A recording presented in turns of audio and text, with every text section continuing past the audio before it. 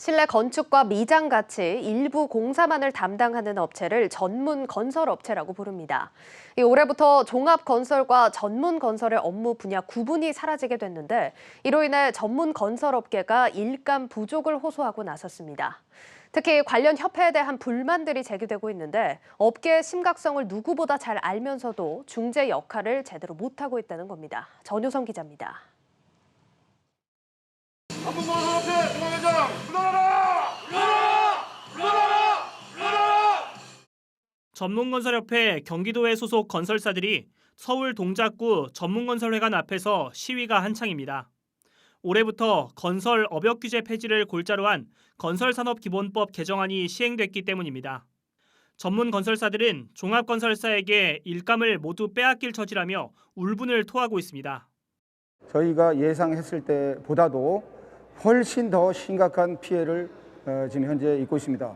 전문 건설의 공사 수주 실적이 현격하게 떨어지고 약 현재 3월까지만 해도 35% 이상을 전문 업체의 실적이 종합으로 넘어가고 있는 그런 상황입니다. 건설 업역 규제는 공정 경쟁을 방해한다는 이유로 40년 만에 사라지게 됐습니다.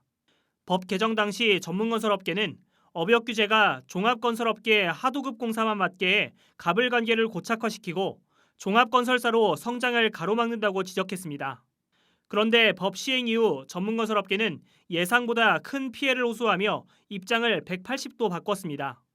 종합건설업 진출 장벽이 여전히 높은 데다 종합건설사가 전문건설 분야 일감만 빼앗고 있다고 주장합니다. 일부 전문건설협회 시도에는 전문건설협회장이 제 역할을 못하고 있다며 사퇴를 촉구하고 있습니다. 건산법 개정안 철회를 한 목소리도 촉구해도 정부가 들어줄지 모르는데 협회가 이를 등한시하고 있다는 겁니다.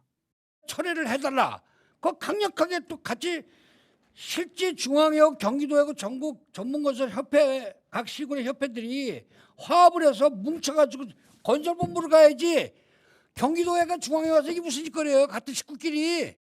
저희들도 국토교통부하고 긴밀히 협의해서 방안을 강구하고 있습니다. 지금 4월 달에 우선 발주 세부 기준을 개정을 했는데 그 부분도 미흡한 부분이 있어서 박덕흠 무소속 의원이 전문건설협회장 재직 시절 공제조합이 부실하게 운영됐다는 의혹이 지난해 불거진 바 있습니다.